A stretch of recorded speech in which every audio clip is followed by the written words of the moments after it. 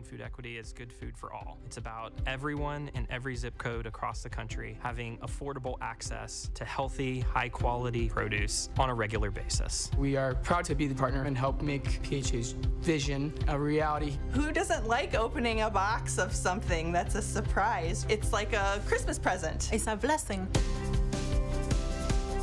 It's more than just a food distribution. You get a chance to really start to cultivate community. PHA helped get people into the habit of eating more fruits and vegetables. The importance of good nutrition, how it impacts mind, body, and spirit. Some neighborhoods, they call them food deserts. That doesn't mean you don't have any food, but the quality of food might not be the highest. A lot of families and communities all across the country, they just don't have the access to fresh fruits and vegetables. I like the social aspect of it. I like the social justice aspect of it, and it was very easy to implement the program. They allowed us to create something that worked for our community.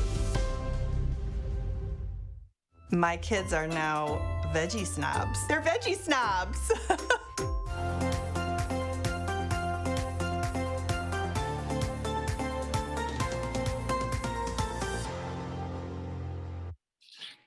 Hi, everybody. I'm Dr. Kari Cotwright. I'm a public health researcher, registered dietitian, a wife, and a mom of 3 darling girls. I direct the Childhood Obesity Prevention Laboratory at the University of Georgia. I'm also a proud member of the Partnership for Healthy America's Veggies Early and Often campaign, which you'll hear more about soon. I am thrilled to welcome you to PHA's Virtual Food Equity Summit. Today's summit will focus on food equity. As a community-engaged nutrition researcher and scholar, this topic is important and deeply rooted in my work. I use health equity strategies to empower communities to thrive. Whether I'm promoting fruits and veggies or advocating for policy change, I work from a lens that recognizes each community's strengths and not their deficits. I have the privilege of working with teachers, parents, and children. I have had the joy of witnessing 3- and 4-year-old children scream not for ice cream, but for more broccoli. Achieving equity in any manner causes us to recognize that we do not have equal opportunities and all begin at different starting points, especially in communities of color and those experiencing low wealth. To realize equity, we must balance and provide provision for these unequal starting points. Overcoming the barriers to achieving food equity is not an easy task, but we can create valuable solutions. We must empower communities with skills and resources to achieve this goal. As we reflect on communities today, I would like to begin by pausing for a moment and recognizing the tragic shooting in Buffalo over the weekend. Our hearts are full, and we stand with the families of those killed with this senseless violence. We commit to doing everything in our power to stand against the hatred that led to this action and to stand for a more inclusive, equitable, and just society. Please remember the victims in Buffalo. We will pause now for a moment of silence.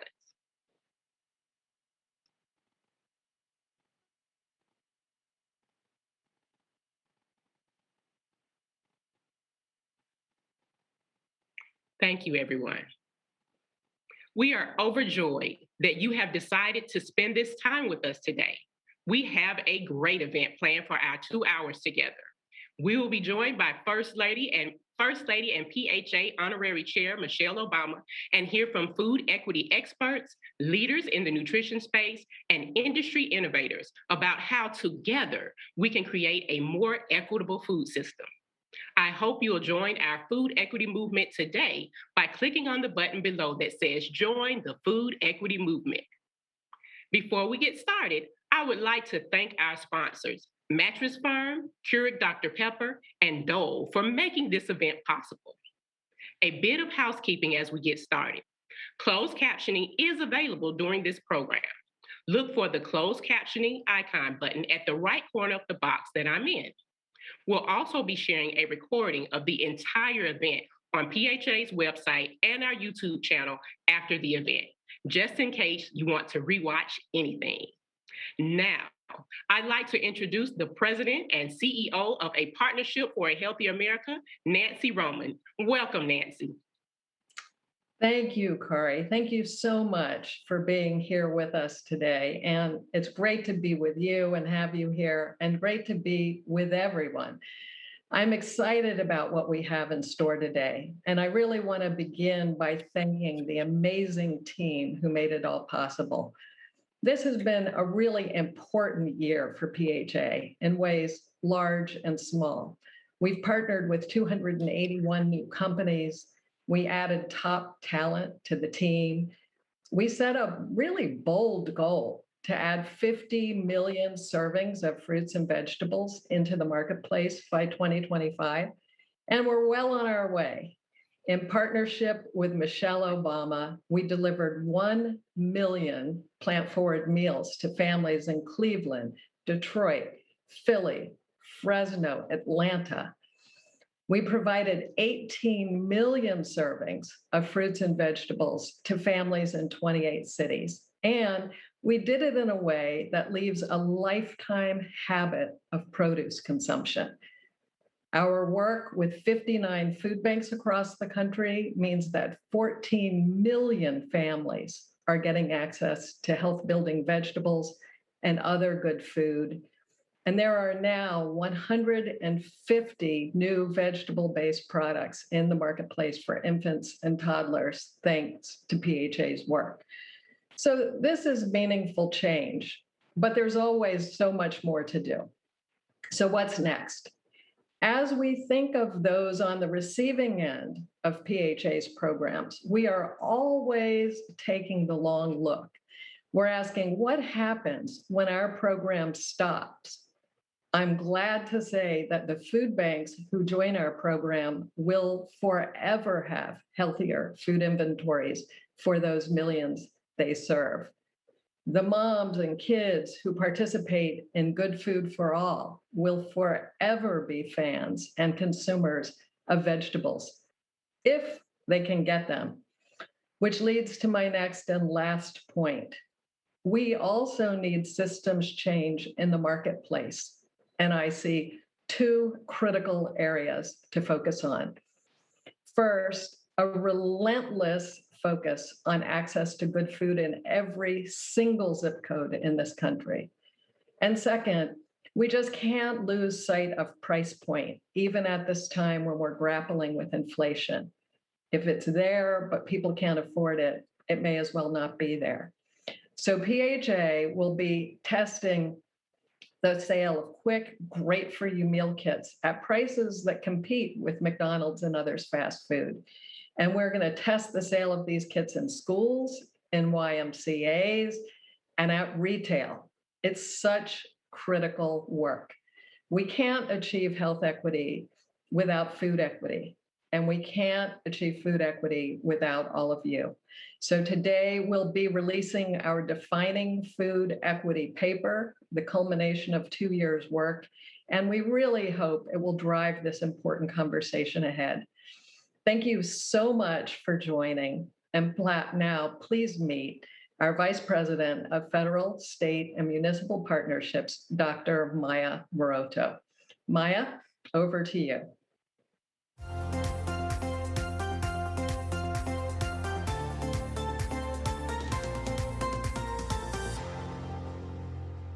Hello, everyone. I'm Dr. Maya Maroto from the Partnership for a Healthier America. We're so glad you could join PHA Summit for an important conversation around food equity. So before I introduce our esteemed panel, I wanted to talk for just a few minutes about how we at PHA define food equity. So we believe we've reached food equity when every family in every zip code in America has access to good food. And what does that mean, good food? That means food that's affordable, sustainable, nutritious, high quality, and culturally connected. And our work at PHA helps people access good food. And we know that it's not enough to just define food equity.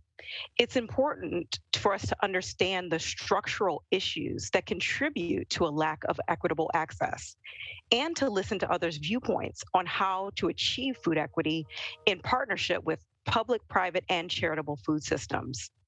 And why does this really matter so much? It matters to us because we know there's no true equity in society without health equity. And health equity is impossible to achieve without first addressing food equity, because we all know good food is an important catalyst for good health. PHA is releasing a defining food equity paper in conjunction with this year's summit. And more importantly, we're convening this very conversation, the first of many to build on what we learned during the process of creating that paper. We hope that this paper will be a living document that's improved by many voices and perspectives over time. Our paper outlines 3 important pillars necessary to support food equity. First, a healthy food supply in the public, private, and charitable systems. Also, access to affordable, good food in all communities. And lastly, awareness, knowledge, and skills that empower people to select good foods and to quickly prepare them at home. So I am just so excited to introduce our panel of preeminent experts in food equity to discuss what we're working on together to achieve. Dr. Angela Odom-Jung is an associate professor and director of the food nutrition education in the communities program at Cornell University. Her research centers on understanding the social and structural determinants of dietary behaviors in low-income populations, including communities that are predominantly Black, Indigenous, and people of color, and identifying culturally appropriate programs and policies that promote health equity, food justice, and community resilience. Dr. Odom-Jung has over 20 years of experience partnering with communities to improve nutrition and health, and she has served on numerous advisory committees and boards, including the Institute of Medicine Committee to revise the WIC food packages and the Council on Black Health. Dr. Odom-Jung is also currently serving as the inaugural Equity Visiting Scholar at Feeding America. Dr. Priya Fielding Singh is a sociologist, ethnographer, and assistant professor of family and consumer studies at the University of Utah. Her research and writing examine issues of social, economic, and racial justice with a focus on food and nutrition equity alongside maternal and child health. Her first book, which I absolutely loved, devoured it in 2 days, is called How the Other Half Eats, The Untold Story of Food and Inequality in America. And this book draws on years of ethnographic field research that she conducted on families' diets in the San Francisco Bay Area to reveal new pathways through which social and environmental factors drive disparities in diet and diet-related disease. Her research has been published in top sociology, public health, and medical journals, and has been featured in outlets such as the New York Times, the Los Angeles Times, the San Francisco Chronicle, and the Harvard Business Review. Dr. Sarah Bleich is the Director of Nutrition Security and Health Equity in the Food and Nutrition Service at the USDA. She is a policy expert and researcher who specializes in diet-related diseases, food insecurity, and racial inequality with more than 175 peer-reviewed publications. She is on leave from her post as a professor of public health policy at the Harvard T.H. Chan School of Public Health, the Kennedy School of Government, and the Radcliffe Institute for Advanced Study. Dr. Bleich was also a White House fellow during the Obama administration, where she worked at USDA as a senior policy advisor with First Lady Michelle Obama's Let's Move initiative. And I'll also add that Sarah and I go way back. We actually went to elementary school together. So shout out to Roland Parks Public School in Baltimore, Maryland, for obviously getting us both off to a great start. So let's start our conversation with the overarching topic of food equity. So now that you've heard PHA's working definition of food equity, I'd like to hear from each of you on how your work builds on or complements this definition of food equity. So let's start with Dr. Odom-Jung for this question. Thank you so much. And also thank you for the invitation. As you mentioned, a big focus of my work is on social, cultural, and structural factors that influence dietary behaviors and health outcomes. But I'm particularly interested in how we partner with communities to look at solutions. So that varies across the board. It can be more grassroots partners, so whether it be food pantries or community-based organizations or other government partners like local WIC agencies or federally qualified health centers. So really, I don't focus on any one sector. I think it's important that we're all on board. And so when we talk about food equity or we talk about access, food is everywhere. But it's not only food, it's the resources that you need to get food. And so part of the idea and the resources that might compete with you getting food. If you look at the differences that we've had, we have improved some outcomes for everybody, but we really haven't closed those gaps. And though that's really related to structural factors, and that becomes very important in not only building individual capacity, but building capacity of communities, particularly, and again, my focus is on BIPOC and low-income communities, to look at how they can be in the lead of solving their own issues and that they're given that capital, those resources to really come up with their own solutions. And a lot of my work is around how do you support that? Great. Thank you so much for that. It's, really important, I think, for us to keep in mind how complex this is. It's not a sort of a simple thing. So now I'll turn it to Dr. Fielding Singh. Yeah, well, thank you so much, first of all, for the invitation to be here and be in conversation with all of you. The definition of food equity that you laid out and that Dr. Odoms-Young further fleshed out really resonates with me and the work that I do with families and communities. And what I particularly love about these three pillars that you've shared is this recognition that the food we eat is really intimately connected to the neighborhoods that we live in and the schools we attend and the places we work. And so rather than focusing on this individual behavior change, we need to really be shifting our attention to the key structural inequities that make it really difficult for significant swaths of our society to consume a health-promoting diet. So I'm a sociologist and an ethnographer, which means that I spend a lot of time on the ground with families and communities, particularly those that have been traditionally marginalized, trying to understand how exactly these broader systemic inequities drive disparities in our diets and diet-related disease. And through my work, one thing that's become really clear to me is that I think in our discussions of food equity, we need to be rethinking and in some ways broadening what we mean when we talk about access to healthy and health-promoting food. And what I mean by that is that in my research, I find that this access is, of course, geographic, and it's financial, and it's temporal. But broader structural inequalities that shape our lives also generate a really important psychological component to access. Access is in part about living a life with sufficient resources and social support and financial stability and security that make a nutritious diet practical and desirable and compatible with your life. Access is also about having the cognitive and emotional bandwidth to be able to actually prioritize healthy eating. It's, for instance, about being able to go to sleep at night every evening knowing that there will be money for you and your kids the next day so that you're actually able to prioritize their nutrition instead of their satiation. And so one thing that I show in my work is that this sheer experience of living in poverty, of not knowing whether you're going to be able to make next month's rent or keep the heat on in the winter, it doesn't just make it difficult to afford or access food, though it does those things too. Living that close to the bone can also fundamentally shape the way that a person feels about and uses food. And I find in particular that for lower income parents who are having to raise their kids in contexts of scarcity, contexts where they have to say no to their kids all the time about so many things that children are asking for, junk food is actually one of the few things that parents have the ability to say yes to.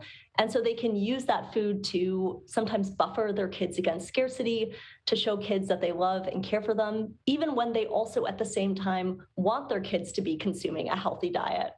And so this is all to say that I think access, as you've laid out in this definition, is essential to food equity. And at its heart, access is structural.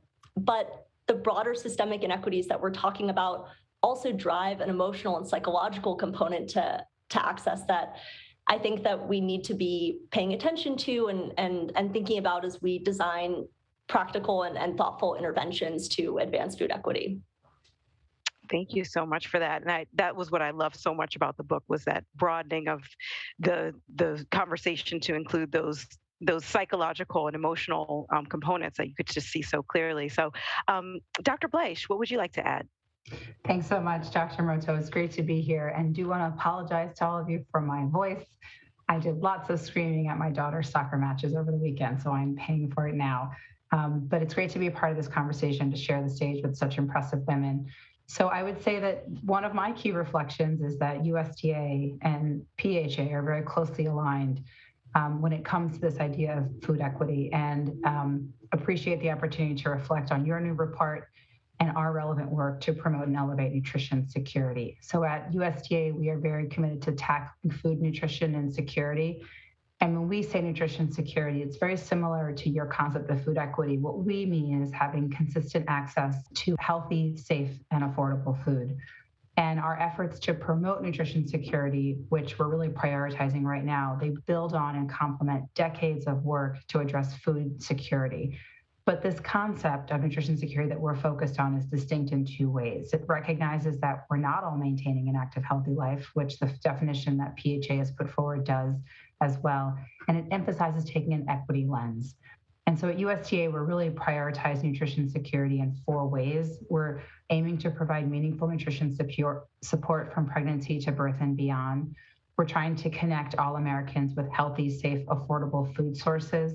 We're developing, translating, and enacting nutrition science through partnership, and we are prioritizing equity at every step of the way. And to do all this work, we are leveraging 4 key equities. So we have our nutrition assistance programs, which reach tens of millions of Americans, including more than 30 million children each school day, nearly half of all infants in the US, and this is at about 99,000 schools and 250,000 retailers. We also have our nutrition education and promotion efforts, which total more than $1 billion per year across all of our programs. The largest is SNAP education and WIC nutrition counseling. And in addition to those, our Team Nutrition, which is part of the Child Nutrition Program, recently awarded about $5.5 million in grants to help 21 states increase local foods and school meals. Another key equity is translating the dietary guidelines for Americans through MyPlate and by broader investment in research in food systems. Many of you may have seen that we posted the scientific questions for the 2025-2030 edition of the dietary guidelines for public comment, and look forward to hearing thoughts on that.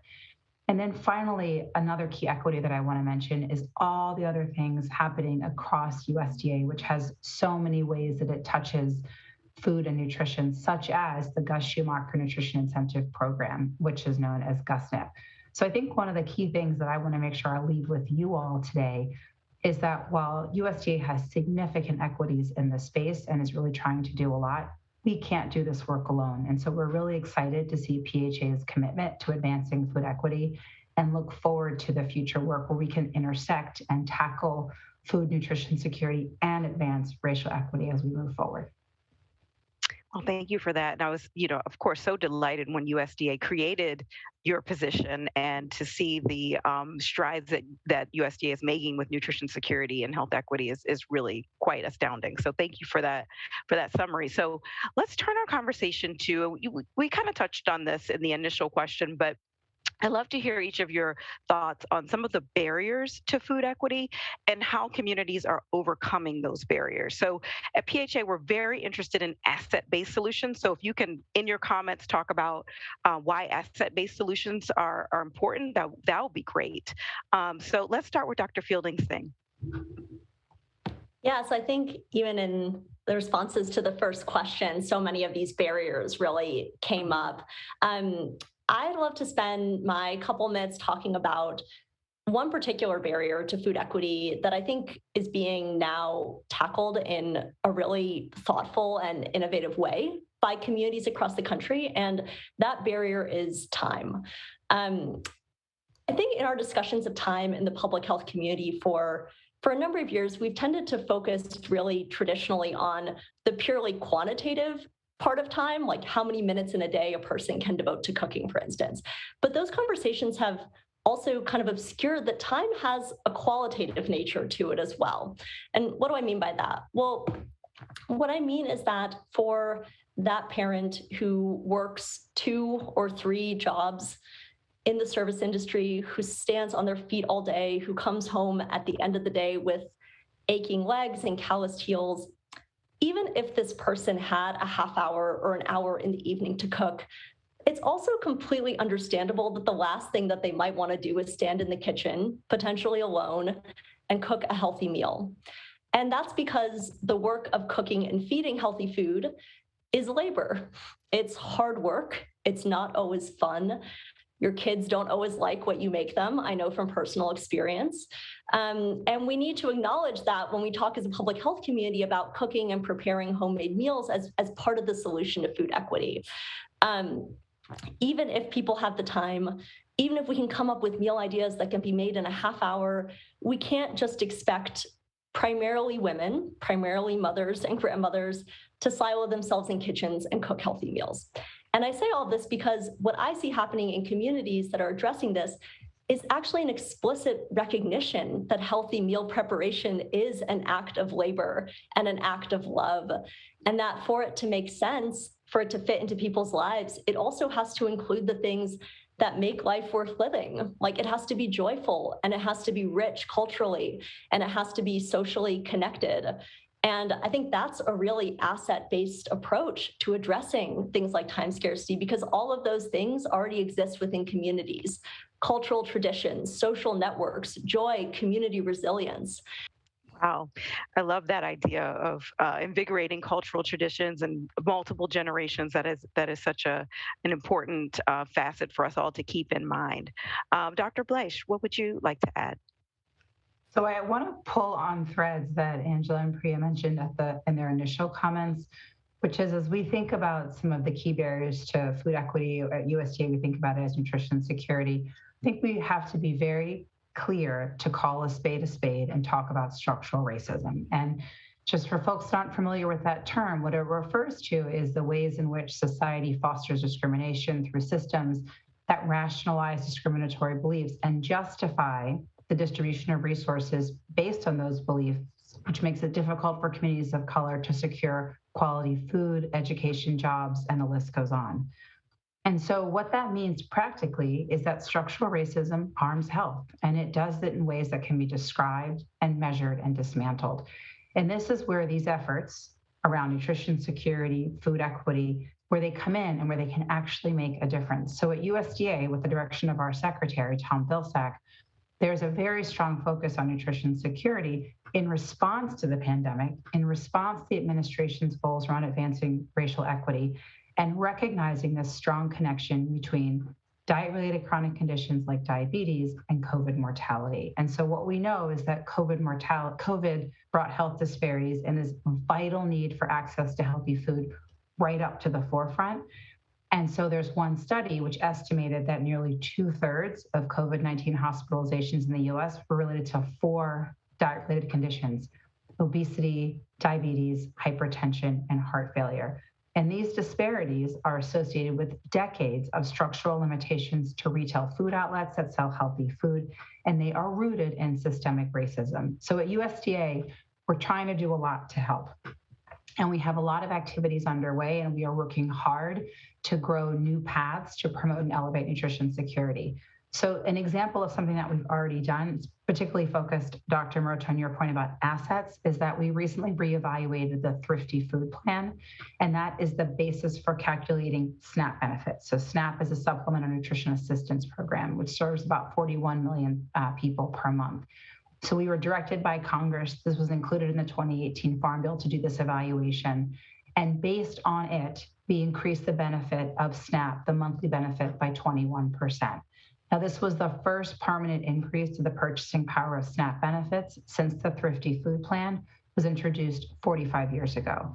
And so what that essentially is doing is it is putting healthy food within reach. And this is really important because prior research found that nearly 9 out of 10 SNAP participants struggled to achieve a healthy diet because the cost of healthy food was cited as the most common roadblock. And then there are a lot of other things that we have on the horizon, all in support of trying to promote nutrition security. So for example, we are updating the WIC food package with science-informed changes. We are updating school meal standards. We're also trying to support and incentivize school food operators to pursue changes even more aggressively. And we're launching the next edition of the dietary guidelines. And then the final point that I'll make is we can look to the President Biden's fiscal year 2023 budget for additional investments that arguably will be transformational. So in addition to supporting our core nutrition programs like SNAP, like WIC, the budget also continues the enhanced cash value benefits through 2023 for women and children in WIC. And I'm particularly excited that the budget has a nutrition security line item, and that's proposed to be $23 million. And that's going to hopefully further our work to promote and elevate nutrition security with a focus on building and broadening our capacity to deliver effective nutrition education and promotion. Wow. It's amazing that you can be here. You are busy with all of these amazing initiatives that are coming out of USDA. So Dr. Odom-Jung, what would you like to add to this? Yeah, I would actually like to pick up on both comments. I think Sarah's comments about the infrastructure that's needed. I think many times we think about families being able to overcome these limitations. I also worked for many years as an ethnographer, worked on an ethnography right after welfare reform. Over several years, 3 years after welfare reform was passed, where I was in homes, in communities, understanding what families were facing. And I think one thing that's really important is to acknowledge, as we acknowledge, as Sarah talked about, acknowledging structural racism. We have to acknowledge food as a human right. We also have to acknowledge the fact that some conditions that people are living under, they're unacceptable conditions. So part of the idea of what we do now and then what's the long-term goal, I think when we think about these solutions, we have to think about infrastructure development, and we have to put resources in the hands of communities to really come up with their own solutions. And then how can other structures, corporate structures, and others support that? But the ultimate goal is really eliminating structural racism, eliminating income equality, and supporting families. And then it's funny, I'm talking about these big pictures. I want to back up a little bit and talk about something small and immediate before I forget, and that's food marketing. So if you are already under duress and somebody is marketing happiness to you, or this is what's going to satisfy your children, that's structural. Ethnic marketing, unfair, ethnically targeted marketing towards low-income families is really an issue. And so some of these things are meantime. We need to have great trauma-informed nutrition education. We need to have equitable marketing of healthy foods in communities, but we also have to deal with those root causes and deal with the long term. And I think we can work on those things together. No, I love that, splitting it into kind of the long view and the immediate steps as well. And that kind of really takes us into our last discussion topic, because we know that people are tuning in and listening to this panel today because they probably want to be involved in the movement towards food equity. So what are some steps that we can take and that people can take to make movement in this area? So, how would you recommend that people connect in with the food equity space? So let's start with Dr. Bleich. Thank you. So a few thoughts here. First, I would say that while USDA is very committed to leveraging our available equities to promoting and elevating nutrition security, we cannot do it alone. we cannot solve the problem of diet-related conditions and disparities. I also want to point out that while we have considerable resources, they are very much dwarfed by the problems that we are trying to fix. And so that's one take home. The second is that in mid-March, Secretary Vilsack released a report which outlined USDA's actions on nutrition security, and I encourage you to read it if you haven't already. What that report tries to do is clearly define USDA's lane, and by doing so, to make it clear where others can step in and create complementary value, and where we aim to maximize new or existing partnerships. So for example, not all of those who are eligible for our programs are participating. This is true for about 1 in 2 people eligible for WIC. We need our partners to lift up the value of our programs and the benefits of participating in them. And third, we look forward to working with organizations like PHA and the various organizations that you partner with to try to cultivate new and enhanced existing partnerships to make meaningful changes that promote healthy eating across the country, particularly among historically underserved communities. And I also want to say that one of the things that I try to make a real point of doing is to underline that while I care passionately about these programs as a professional, I also care about them personally, because as a child, my family was a recipient of then food stamps, now it's SNAP. We also received WIC for a period and also had some participation in school meals. These programs matter. They are not necessarily going to fix the problem, but they are one of our most powerful tools to help families get healthy food within reach. And we really need your help in partnering with us to figure out how do we amplify these efforts and make sure, Odom Young's point, that we close the gaps that we don't want to have. Thank you. So turning it over to Dr. Odom Young, what would you like to add on this topic of what people can do to move things forward? I think one thing as a first step that's really important is to look within your organization and do an equity analysis. Figure out where can you leverage the work and the influence that you have to really have an impact when it comes to equity, whether it be corporate or industry, or if it's, community organizations. Where do you think, in looking at equity, diversity, and inclusion, that you can really have an impact? And part of that is disaggregating data to understand where are the gaps. Sometimes it's hard for us to think about how do we close something that we really need to have more knowledge about. So I think different structures as we engage, ethnic marketing is a good example. Are you is there some excess marketing of unhealthy food towards certain communities? Are you marketing your healthier products towards those same communities? You can close that gap when you understand what's being targeted, who's being targeted. And I think that's with anything. It really starts with you and your organization where you have the most influence. I think the other part of that is, as individuals, we all need to have a better understanding about how inequities impact society. We all lose. And I think many times we think about it's certain populations, it's us against them, and reframing to understand that we all lose. In some ways, people are like, well, what does this have to do with healthy food or nutrition security? But the structures that impact nutrition security also impact education. They impact the wealth gap, over policing. All of these things are not just by chance, they're all a part of the same infrastructure. So I think it's important in our scope of influence, how do we understand the inequities better? And then how do we make even small steps to address those inequities? Thank you for that. And Dr. Fielding Singh, will you close us out with your thoughts on this topic? Yeah, thank you so much.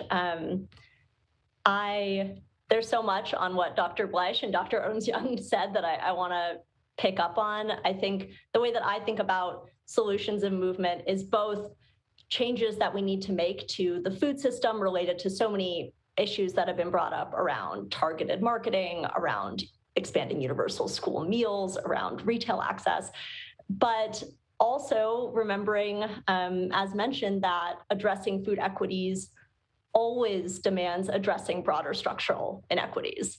And so one thing that I think all of us can be doing is advocating and fighting on federal, state, and local levels for social and public policy that advances racial, socioeconomic, and gender equity.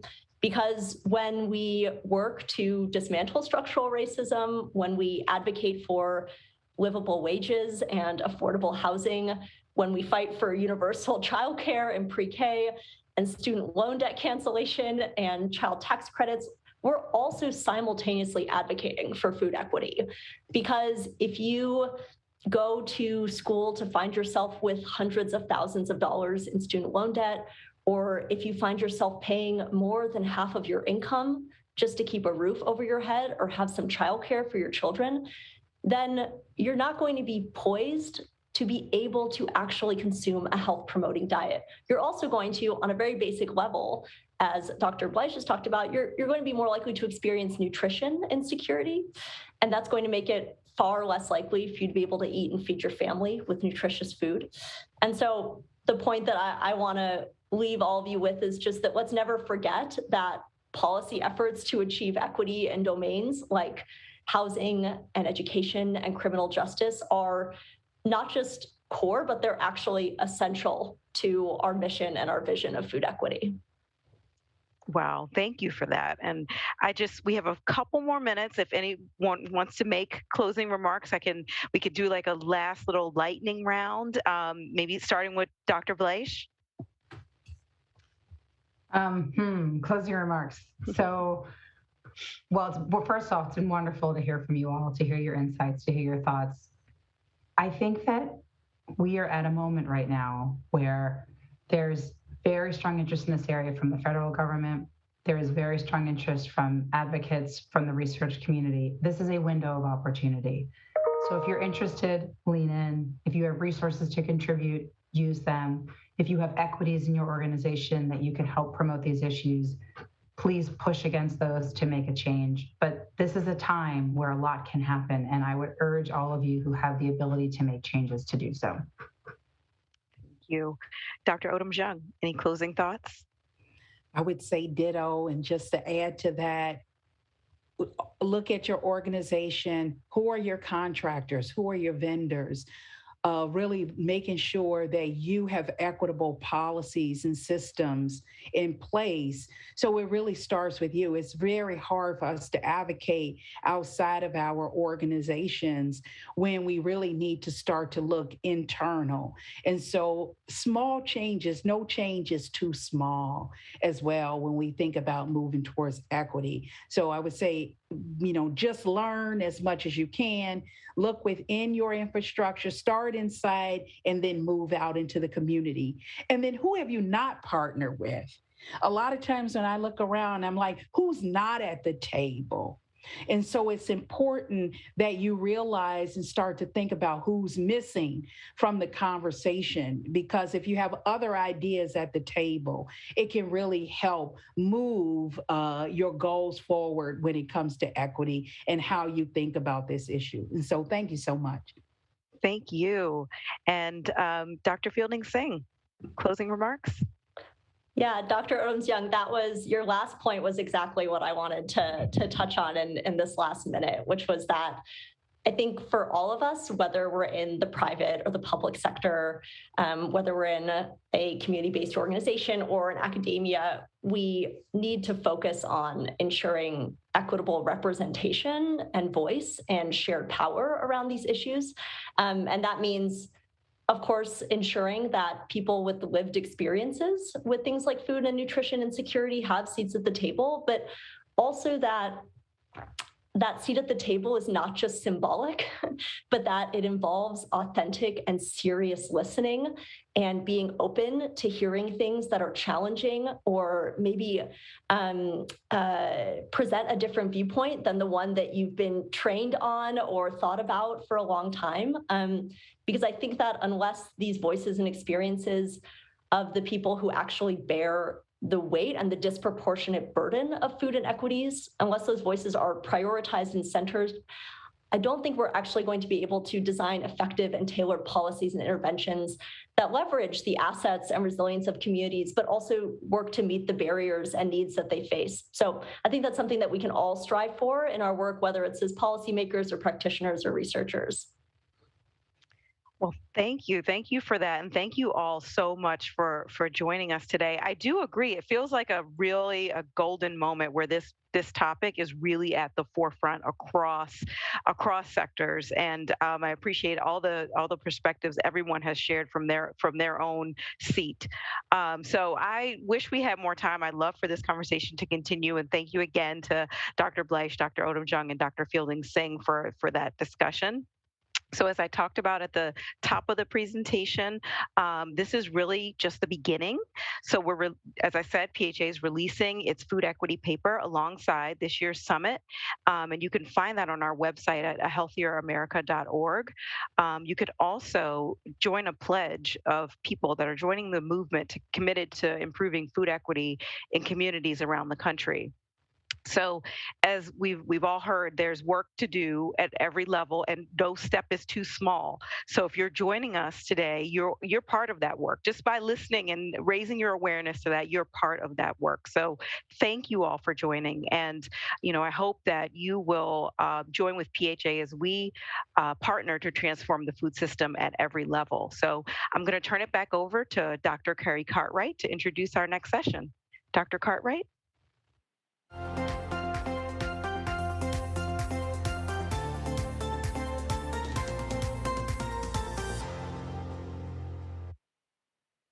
Thanks so much to my friends and colleagues, Dr. Fielding-Singh, Dr. Bleich, and Dr. Odom-Jung. What an insightful conversation. Hearing about how USDA is considering equity in every step of the way and the importance of acknowledging that community members are experiencing unacceptable conditions as we engage in achieving equity truly resonated with me. I hope you'll take a moment to join PHA's food equity movement now by visiting healthieramerica.org. One of the ways PHA is ensuring all families have access to good food is through its Good Food for All program, which provides families with 50 servings of fruits and vegetables weekly for 12 weeks. Launched in 2020 in response to the COVID-19 pandemic, PHA's Good Food for All program provides families in need with short-term access to produce each week, laying the groundwork for long-term change. PHA does this work by working with partners to create solutions to make access to affordable quality food a long-term reality for all families. The program has already brought 18 million servings of produce to over 20,000 families across 28 U.S. cities. Today, we're excited to premiere a short documentary that highlights Good Food for All's impact and how the program brings us closer to achieving food equity. Get excited. You'll be the first to see it here. So let's tune in.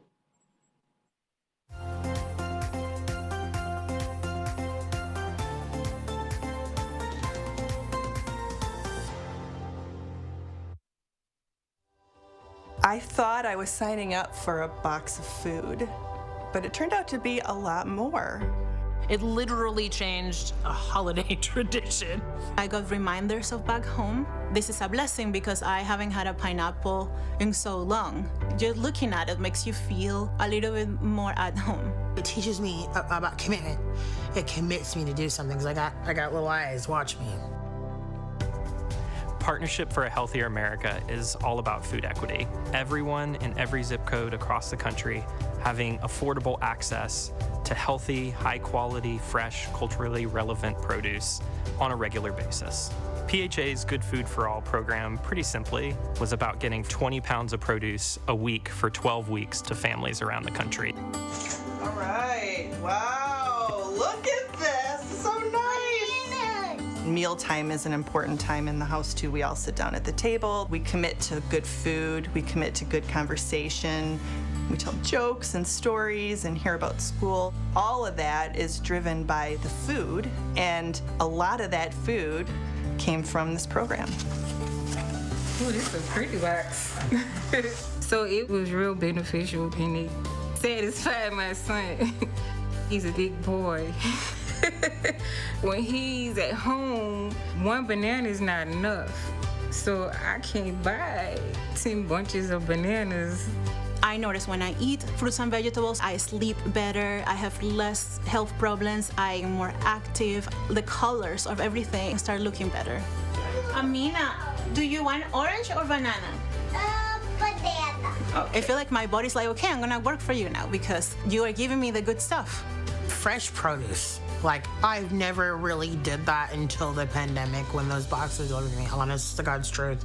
And when it arrived, it kind of felt like Christmas because we didn't know like what we're gonna get. So there's some things that were surprises. It felt good to eat a lot of that fresh stuff. The Good Food for All program is implemented by community partners, community organizations like Top Box Foods and Urban Strategies initiatives. Our part of it is really the people portion. So making sure that we connect with the families, get them to sign up, and then facilitate them getting access to the food every week. Every family deserves access to those high quality, nutritious, really good looking, fresh produce that a lot of people in this country take for granted. If you just drive around the neighborhoods that we serve, there's very limited access to healthy, nutritious foods. Some neighborhoods, they call them food deserts. That doesn't mean you don't have any food, but the quality of food might not be the highest. There's plenty of places to get fast food, fried food, things of that nature, but not as many where you can get high quality fruits and vegetables. Healthier eating is expensive, is extra expensive. When you think about, I have $5, am I going to buy a bag of apples or am I going to buy 5 boxes of macaroni and cheese? What is the greater risk? And that typically means the produce is going to take the back seat. The communities that we worked with have benefited from similar iterations of things like this in the past, where they were being handed food that didn't really provide the dignity that these people deserved. We were really proud to be able to provide food that was healthy, but also what people were interested in eating. I wasn't able to work legally in the United States, so I couldn't make a lot of choices regarding on what to eat. I have to rely on programs to feed homeless or food banks. It really differentiates from other agencies. It's fresh. When they saw that first delivery, everybody was excited, told their friends. A lot of families talked about how this was part of a journey that they were already on, that something they wanted to do was to eat more produce, or to cook more in their home, or to just be healthier. We had to commit to a change in lifestyle. I didn't want my husband to have another heart attack. So the box came at a really good time when we were in the midst of like some turmoil over our food. Food became an activity and something to learn about in our house. We really tried to engage our son with cooking and learning to cook, and I think he had a lot of fun doing things with us as we were sort of learning some new foods. I didn't know what spaghetti squash was, for example, and somebody just told me, just put it in the oven and then it comes right like a spaghetti. And I did it and I was amazed. I was like, wow, I started discovering things. I think that's what really excited people, was they were getting these new things, but also very familiar items as well. Do you want banana ice cream? Yes! All right, let's make banana ice cream. Yay, banana ice cream! I want to pass what my grandmothers did to my daughter. And the way I do that is by making the food that she sees me making. When you're little, you start developing what you like. And those foods like vegetables, fruits, they are good for her. So I'm just kind of setting her up for life, that I want her to know that this is what's normal. Very good. I loved it. My son enjoyed it too. Now he's seeing what I've been telling him the whole time. You have to eat better. He's getting it now because he's seeing it. I can be a better parent by helping my daughter and me and live longer and happier and healthier. Kids see their parents doing that, they're gonna echo that. The vision is one day that a family, no matter where they are, and no matter what their income is, they can walk into a store or they can have something delivered that is the same high quality level of produce through the Good Food for All program, but then they continue to have that access long after the program is ended. This is an opportunity to bridge all kinds of people and to build community around food and really expressing love through building relationships.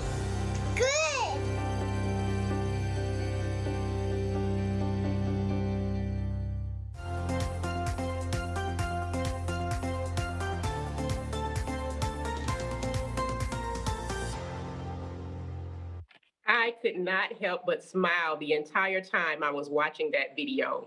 It's so inspiring to see how Good Food for All is bringing together communities and creating conversations among families about the importance of eating fresh fruits and vegetables and reducing barriers to food equity. I hope you'll join the food equity movement by visiting ahealthieramerica.org so we can continue impacting families and communities all across the country with good food. Another way PHA has impacted families all across the country with good food is through the Pass the Love campaign with someone we all know and love, First Lady and PHA Honorary Chair, Michelle Obama. Pass the Love has provided over 1 million meals to families in Cleveland, Atlanta, my hometown, Detroit, Philadelphia, and Fresno. Let me say that again, 1 million meals to families. These meals were distributed through a meal kit program, which included high quality ingredients and recipes inspired by Netflix, Waffles and Mochi. And by the way, this show is amazing. I watch it with my daughters. But these meal kits were distributed and they enabled families to create meals that are fun, fast, easy, and affordable to cook again and again, building community and passing the love. Here to tell us more is PHA's President and CEO, Nancy Roman, and our special guest, Mrs. Obama. But before we get into that conversation, I hope you enjoyed this quick highlight reel about Pass the Love.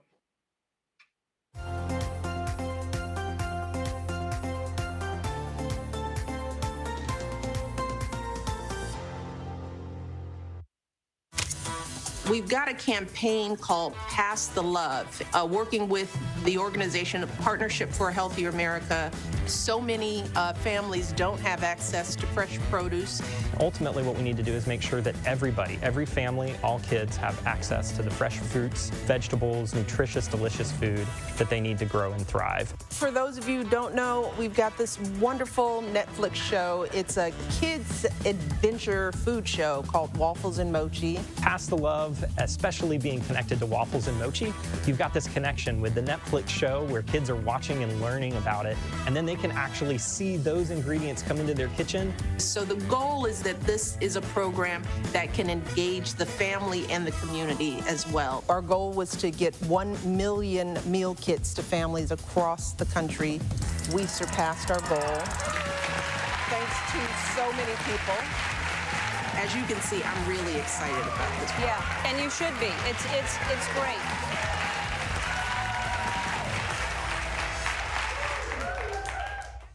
Well, first, thank you so much for your leadership in general, but also for this Pass the Love campaign. I think it was just this time last year that we sat down to talk, and at that time, Netflix was just about to launch Waffles and Mochi, or then brand new show, and we were kicking off the campaign. And now a year has passed, and both were a success, so congratulations. And congratulations to you and PHA as well, Nancy. I mean, we couldn't have done that without your leadership and your efforts to organize all sectors to rally around this issue. So congratulations to you as well. Can't believe this has been a full year, but the campaign has been a huge success. Yeah. And it means the world, especially in these times that we know that families are getting access to healthy meals and they're being brought around the dinner table to share and to talk. Very excited about what's come of the campaign. Yeah, thank you.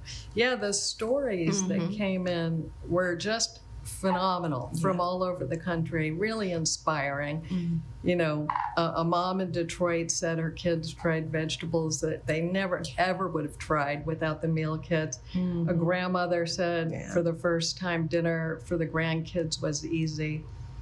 And that's really just what we were hoping, that, you know, not only would we get food to people who needed it during the pandemic, but that we would really be able to accelerate the cultural shift towards, you know, eating healthy food at home and that being more accessible for people who live in under-resourced neighborhoods.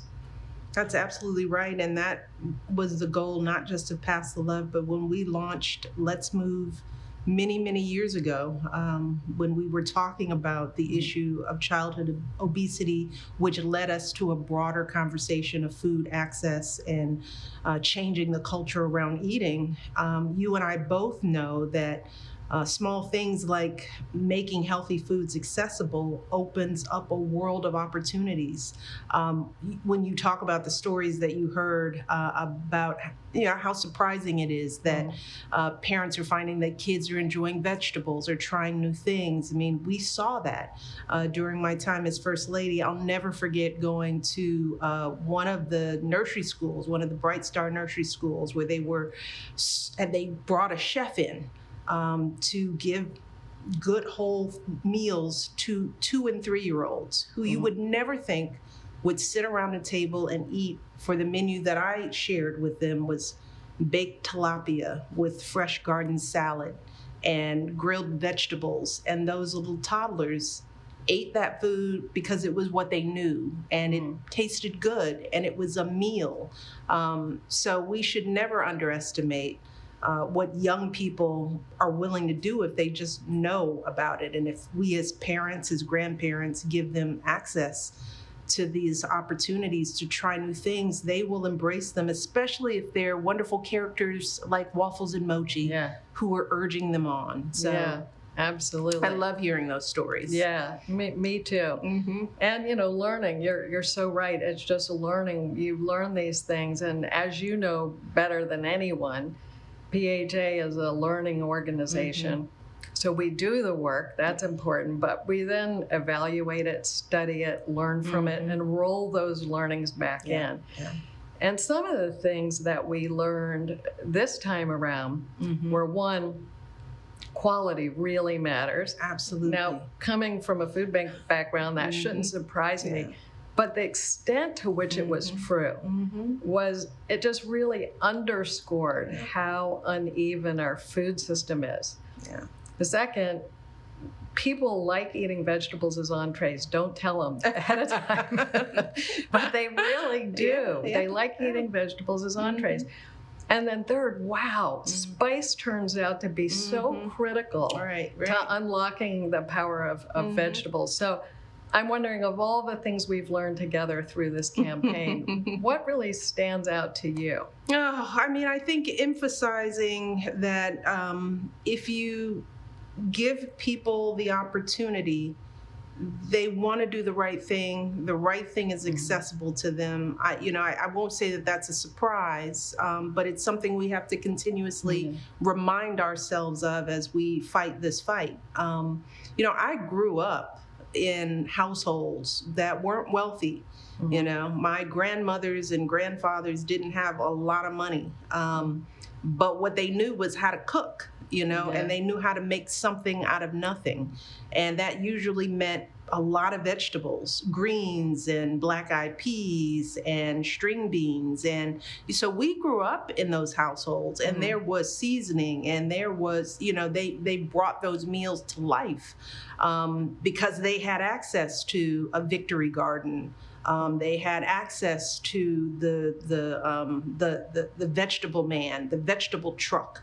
So it's not that they weren't interested. It was just that, poor families, when my parents were growing up, had communities that had grocery stores and gardens, and neighbors found a way to get that food into their diets because it was often cheaper for them to eat that way, to make a big pot of stew or a big bowl of rice. The notion that we would go out to a fast food restaurant, that was a luxury. You did not eat fast food. You didn't do takeout. You didn't drink juice from a box. So we come from those communities. It's just that the lack of access, how our neighborhoods have been turned inside out. Grocery stores have disappeared. Big box stores they don't come to neighborhoods like the one I grew up. So you're reliant on the gas station. So what I know is that if we build it, they will come. And we just have to remind ourselves of that when private companies say, we won't be successful if we open up in these neighborhoods. Sometimes some of those grocery stores decide we can't last because it doesn't look like a certain demographic. But the truth is that we come from a culture where vegetables and fruits and home cooking and good cooking was a part of our way of being. So I'm very passionate when people are surprised. Because I'm not. It's just that the world has changed so much, and we have to, go back to our roots, to what we know. And that is that eating healthy, especially when you don't have access to good health care, is the thing that's going to keep you alive. Absolutely. Well, we are fans of the charitable food system. Yes. I know that. And of course, there's a role for government. But, SNAP and food banks can't do it all. And so you just touched on one of the things I wanted to talk to you about. I'd be so interested in how you're thinking about the role the private sector can play, not just in providing food, but in providing the kind of food we're talking about. High quality, super convenient, and incredibly delicious. But what we talked about during my years as First Lady is that you can do well and do good at the same time. As we are shifting the culture, and families of all economic backgrounds and races are now looking for healthy alternatives, these food manufacturers can make good things that people will buy now. It's just that they've got to make it. They've got to look at the product composition. They have to, make sure that they're marketing the healthy options to families, and people will buy it. So the one thing I want to urge our food manufacturing community, the private sector, is that, keep us alive. Be thoughtful in what you're producing. Yes, we will eat processed foods. We're going to eat what's available to us and what's cheap. But we need food manufacturers to take up the mantle and to help us work to change the quality of food that families are eating, because they will buy it. And marketing is a big part of that, Nancy. It's like, especially with kids, we learned during my years as First Lady, if you put Mickey Mouse on a head of broccoli, children will want that too. If carrots could only have a marketing team around them, young people would, sing the song of eating a crunchy carrot. So much of what our kids eat is what they see and hear on TV, which is paid for by the private sector. People will drink water if that's what is cool. And we have tried for many years to change that culture, to make healthy eating cool. But our private sector, they're the ones with the marketing and research dollars. They have the advertising budgets to change the entire face of how this country and how this world eats.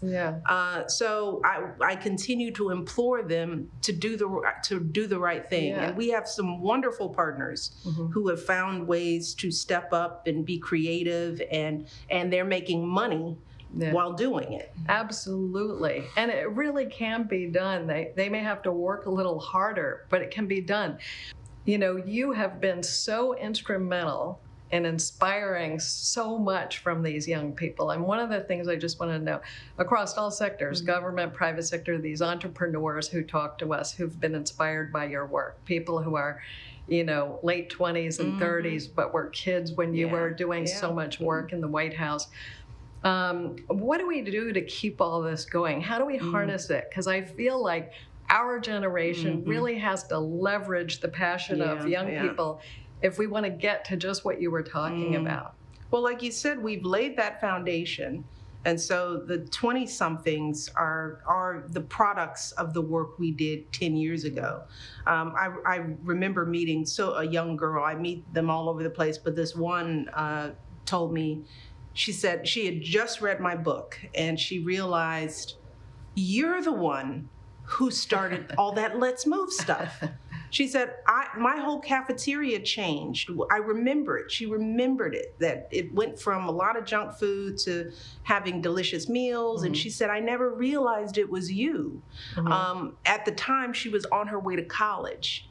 And she said, the way she eats and thinks about food is different. So we have to remember that while we're supporting and lifting up those in their 20s, we've got to keep educating the young. We have to keep reaching back, because that's when young people are open, when they're in nursery school and kindergarten. That's why the school lunch program is so important. So we have to continue to lay that foundation so that generations to come just are developing a different set of habits and expectations, so that by the time they're real consumers with purchasing power and they're ready to sit at seats at the table, they're coming with what they've grown up with. They haven't developed the fast food habit, the quick as it goes habit. They understand the meaning of food in their lives. They've grown up that way. So we have to continue to make room for those leaders now to take up to use their power, to start working within those companies, and push them to make the change that we need. But we can't forget the younger kids that are now coming up. That's why we cannot stop this wave. We have to keep it going. And in order to do that, we're going to continue need the support from all sectors. Government, our nonprofits, our charitable organizations, they all have to work hand in hand. So we have to continue to push for that change and push for that involvement. We need more partners. We need everyone involved. And we have to do things in a very big way. It's not enough to sort of do a small donation over here, or, while it's important to work on Pass the Love, there are many campaigns like this all over the country that are not PHA driven, but we have to be partnering together so that we're really maximizing the resources that we have. And PHA is taking a leadership role at that. And that's something that I am grateful to you, Nancy, and to the entire organization for continuing to push and to keep these conversations top of mind in all the sectors. Well, thank you so much. I want to tell you the cool thing we're doing now, and this Pass the Love was all part of it. So we figured out, how to make these meal kits at prices that could compete with fast food, and that was no small feat. Then we put them out, and we found out people love them. The stories came in. Guess what? They love them. Guess what? They're fast. Guess what? They do like vegetables as entrees. So now what's next for PHA is we have to find places where we can make them available for sale at prices that are less than a burger and fries or a pizza. And so we're doing 3 really exciting pilots. One, we're piloting selling them in schools when people pick up their children. We're partnering with YMCA to try to see how about when kids pick up their kids from a program at the Y. And we just found out last week that we're going to actually be selling them in Stop and Shop. That's in Boston. So we're actually going to test the private sector model, and we're going to see, because it is part of a culture shift. We know people love the meals, but now they have to be convenient enough. And that's what I mean about just, working and making it a little bit harder. But we're super excited about learning and what's next that flowed from this campaign. This is the beauty of PHA. You all have the resources to pilot, to test out these theories, to find out what's working, what isn't. And once you do, then we can step in and help amplify it. So I am, again, so grateful for the creativity and the ingenuity and the the enthusiasm that you are embracing all of these efforts and the ones to come.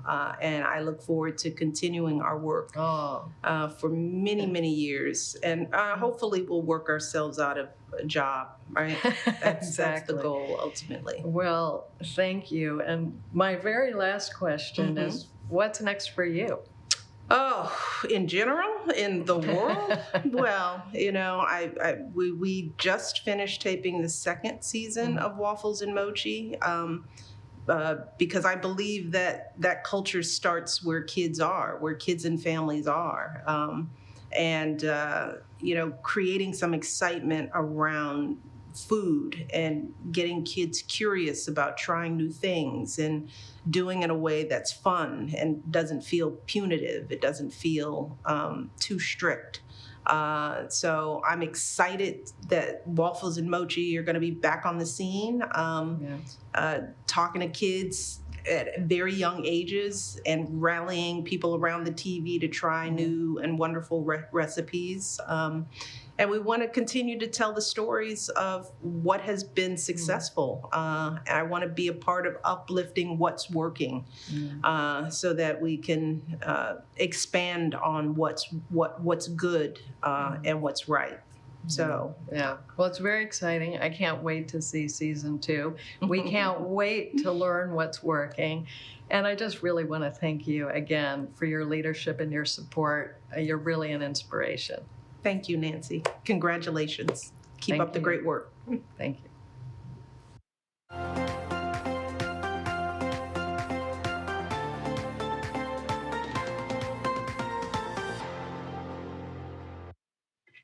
Hi, here at Mattress Firm, we have over 2,300 neighborhood stores, helping more than 3 million people a year to find the right solution to their sleep needs. So our sleep experts know the importance of creating a healthier America. In collaboration with Partnership for a Healthier America, we're determined to promote community well-being and increase awareness of food equity. During the months of March, June, and October, we're encouraging our guests to visit any Mattress Firm location and to donate to PHA at checkout. In March, more than 3,000 people answered the call, resulting in over $30,000 raised in just 1 month. We look forward to continue to work with PHA to ensure that every family in every zip code has affordable access to healthy food. Like Partnership for a Healthier America, Mattress Firm has a long history of serving our communities. We are a purpose-driven company, and we're passionate about helping people sleep well so that they live well. We know the importance of highlighting the meaningful relationship that food and sleep have on overall well-being, and we're proud to have a like-minded partner like PHA. We'll continue to emphasize the importance of healthy food and its relationship to sleep to ensure our communities thrive.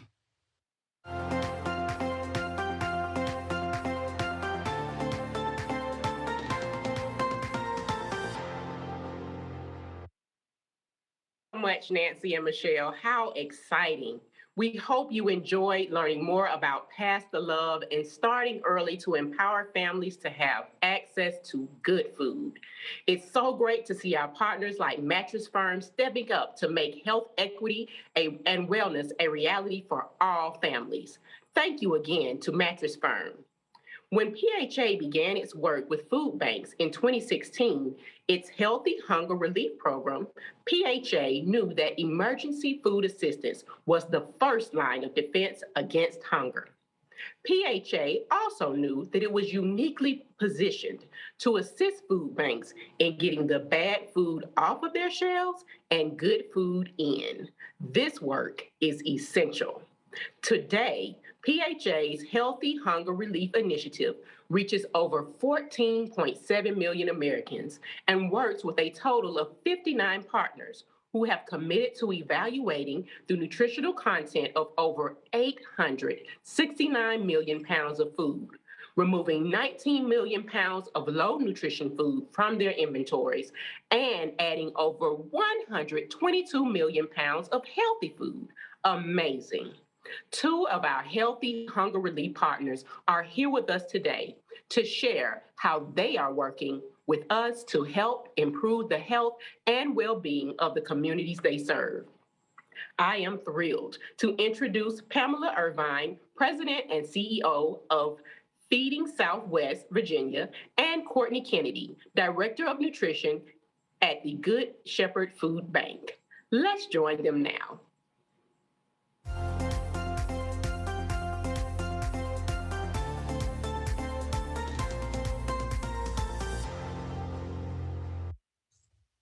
Well, Courtney, it's great to have this conversation with you today to talk about healthy hunger relief. I'm so excited to be able to get into some of the conversation that we're about to have. And this is the first time I've had an opportunity to engage with you in this type of conversation and the work we're doing together with PHA.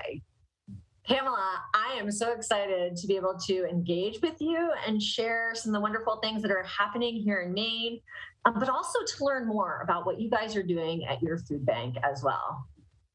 Well, you know, today we're talking about the Healthy Hunger Index, and healthy hunger is new to me. Healthy hunger relief is something that we've really not focused on for our previous 40 years. It's always been hunger relief, trying to reach all those individuals that are food insecure in our service area. But this opportunity and having this conversation and going through this work and participating in the Healthy Hunger Relief Index has been a way for me personally and then professionally in leading our organization into a new conversation that actually focuses on those ways that we can better serve our neighbors. Pamela, like you, Good Shepherd Food Bank here in Maine is really excited to partnership with PHA's Healthy Hunger Relief so that we can be a part of a collective and collaborative group of food banks that are participating in ensuring that nutrition is a priority of the work. It is essential as we continue to do our work that we engage in this conversation, not only internally, but with our partners, and then also with the network across food banks across the country. Courtney, that's true. And organizationally, we've been focusing on that for the last year individually. And we've talked to a few of our food bank peers. But however, this work through PHA and this conversation today, and then the tool that we've been using, the index tool and assessment and the report we've gotten, enables us to be able to go a little deeper into those policies and deeper into the work strategically and programmatically, and enabling us to find resources and partners that want to be on this journey with us. And so just by having this conversation today, Courtney, and the great work that Good Shepherd Food Bank is doing in Maine and we're doing here in Southwest Virginia, will provide many more opportunities, I'm sure, for the future. And so that's what we're looking to is the future. We must evolve. We know as Feeding Southwest Virginia and our new strategic plan that we're launching, we have to evolve. Our neighbors have evolved. Our communities are different. Their needs are different. And so therefore, we have to be different. And so to do that, we need to purposely provide the opportunity for conversations like this, but also tools that not just justify, but they can actually provide the appropriate information for like healthcare partners and other partners that we're looking to work with and have worked with. And just like you, our food bank is really vested in ensuring that we are learning and growing from other network partners that are doing this work. And PHA's Healthy Hunger Relief partnership really allows us to be able to learn more, to grow more, to hear what is happening in the network, and also to be able to think more strategically internally about how we are going to move the needle when it comes to the work that we are doing. As we know, food banking has shifted. We've gone from being an emergency food to the everyday food for hundreds of thousands of Mainers in our state. And I know Southwest Virginia, you guys have become the everyday food for, so many people. It's essential for us to continue to change the narrative. What once was emergency now is everyday food. We recognize that people who live in poverty have higher rates of chronic disease. We want to be sure that we are setting people up for success through the food. And we are so excited to be able to provide the most nutritious foods possible, because it allows people to be able to really have the foundation that they need to be able to feel successful within their own communities. You know, when we took that the Healthy Hunger Relief Index, it was pretty telling to us. Several of our executive leadership team took it, and then we looked at the results and we went, wow, we really haven't made a great impact, or we haven't focused in this area enough to make a difference in our community. So, looking at the assessment, and we all participate in capacity assessments, organizational assessments, who likes to do assessments, right? But when you conduct an assessment that confirms and affirms what you already know, what you're hearing, the conversations you've already had, and it just really is a stark reality when you see it in print, right? So it was a game changer for us. I was excited about the assessment because it was the first ever healthy food assessment we've ever done, and so we embraced that assessment and used that when we went to the table and to do our hard work for our strategic planning. And I agree with you, Pamela. It's an amazing tool that is allowing us to be able to gauge where we are and celebrate those successes, but also to really put on the table maybe those places where we need to do better. And I love the index because there's a range that we can look at. There's not just one section that it's focused on. It's a variety of topics that we can break down individually and even take those individual questions or those individual narratives and make sure that we are building out ways that we can be better and improve. And what I love is that we have a baseline with the Healthy Hunger Relief Index being in its first year in 2021, that we are able to utilize it and expand it and grow it and do it organization-wide to see where we are with all staff. I'm super excited for us to really break that open and utilize this year as a baseline, but really looking at how we can grow as an organization. It's an amazing tool. And the best part is the one-on-one consultation that we had with PHA. And, I was so excited because it's not just the staff, our team here at Feeding Southwest Virginia, right? We know when we go into the strategic planning process or any assessment, our board is engaged. And one of the most exciting things for us after we walked through the process and we talked about how we want to strategize towards more healthy food, our board came up with Nourish Neighbors. And we know that it takes the organizational staff, our volunteers and our partners, but also a board of directors that is willing to invest and have really, truly embraced the mission of Nourish Neighbors. And so for us, that was exciting that actually was, a conversation we had, but also it was some board members on our strategic planning team who really wanted to move forward and wanted our first statement in our mission statement to be Nourish Neighbors. I love it because like your food bank, our food bank has really committed to providing nutritious foods, and that is embedded in our mission as well.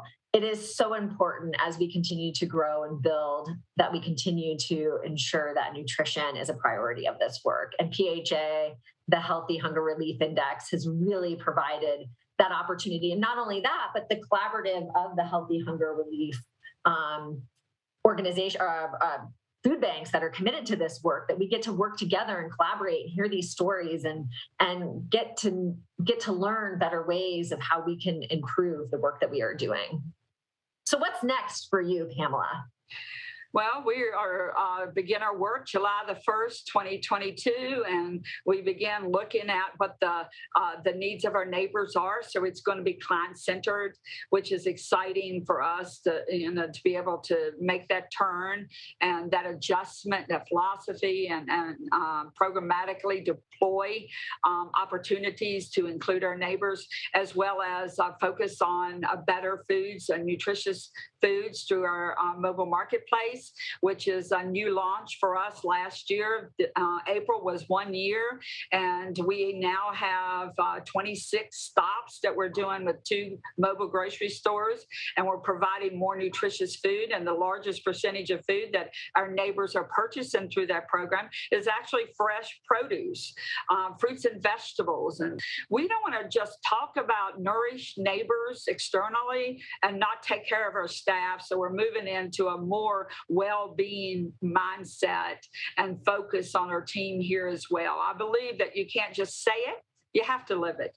I love it, Pamela. It makes me so excited to hear you talk, and it just brings up all of the things that I'm so excited about. And one of the things that you mentioned is really, your staff and ensuring their well-being. One of the things that Good Shepherd Food Bank has committed to in our nutrition policy is providing nutrition education to our staff, making sure that they have the foundation for themselves, better understand how they can make healthy food choices on their own, empowering them, making them feel empowered.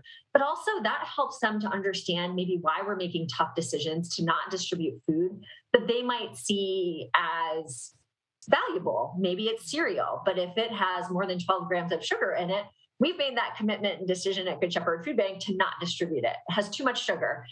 So when people see things like cereal come through the door and we're making a decision to not distribute it, then they now understand, they recognize, what that sugar content means, not only to themselves, but also to those that we are sharing that food with if we do choose to distribute it. We've made tough decisions. We do not distribute candy. We do not distribute soda. We do not distribute cereal with over 12 grams of sugar. We do not distribute cookies. We do not distribute things like marshmallows. We recognize that those products are foods that don't necessarily have a lot of nutritional value. So we're really excited that although we're making these tough decisions, it allows us to open up space to have more nutritious foods come through our door. And like you mentioned, Pamela, I loved that you shared that you've heard from your network that people really want fruits and vegetables. We learned that through surveys that we've done. They want things like fruits and vegetables. They want things like lean meats and proteins and low-fat dairy, more sustainable foods versus those foods that might not necessarily be as nutritious. So it's super exciting that we're able to respond to our network, and we're also able to partner with organizations because in Maine, we have a extremely large new American population. And so we're really excited to partner with organizations who can and will best meet the needs of those that they are serving through the food. We don't necessarily understand as a white American, a variety of different cultures, maybe somebody who's Muslim and Black. So we're really working with organizations and empowering them to be able to purchase things that meet the needs of those that they are serving. We understand that we have a lot further to go, and the Healthy Hunger Relief Index is one of the tools that we are using to be able to ensure that everybody across the organization has that commitment to help food equity. Pamela, we have so much to celebrate, don't we? It's been such an engaging conversation to hear all of the work that you guys are doing in Southwest Virginia. I know you guys are going far and look forward to continuing to engage in this conversation and learn from each other as you guys embark on your journey and see how we can continue to collaborate together. Thank you, Courtney. I've enjoyed our conversation today. Hopefully it was helpful for all those that are listening, but also certainly it's been helpful for us to be able to share. Absolutely. Thank you, Pamela.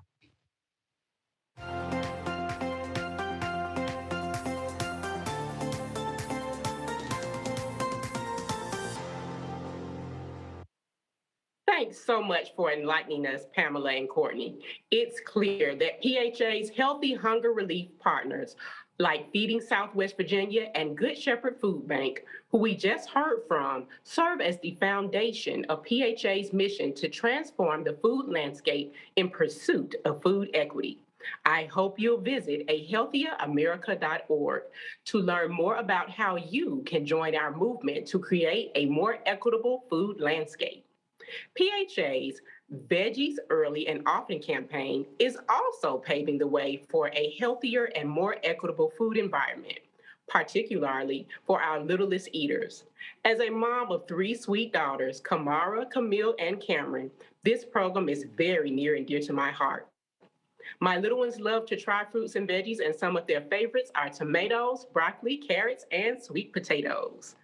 What they love most is helping me to prepare dishes in the kitchen.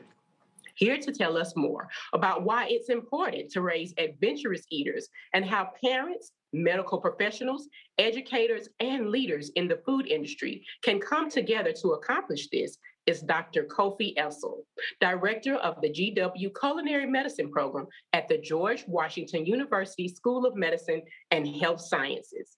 Over to you, Dr. Essel.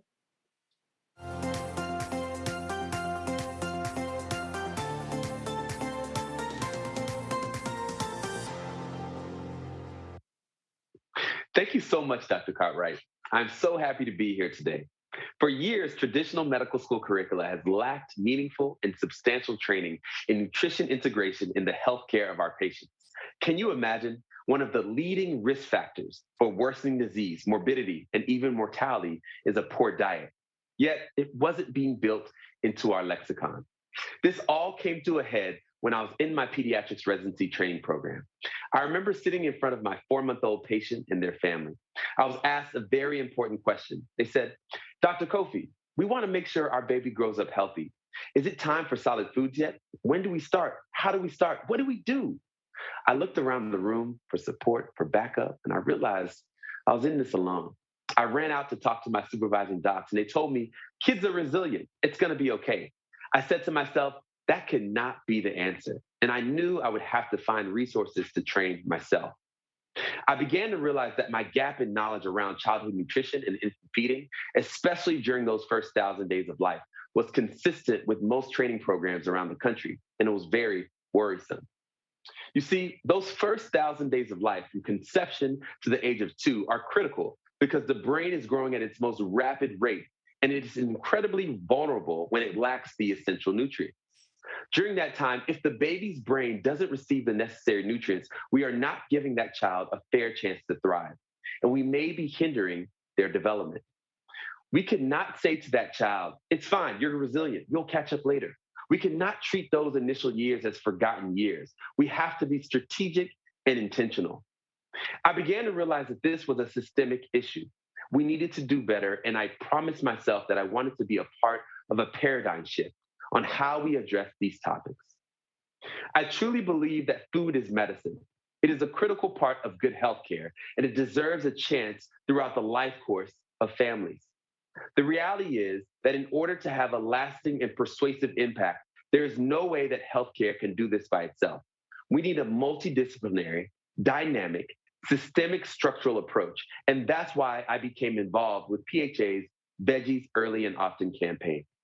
As a coalition member, I am part of a cross-sector nutrition education collaborative, bringing together food manufacturers, researchers, clinicians, and early childhood educators to raise awareness about how children develop taste preferences.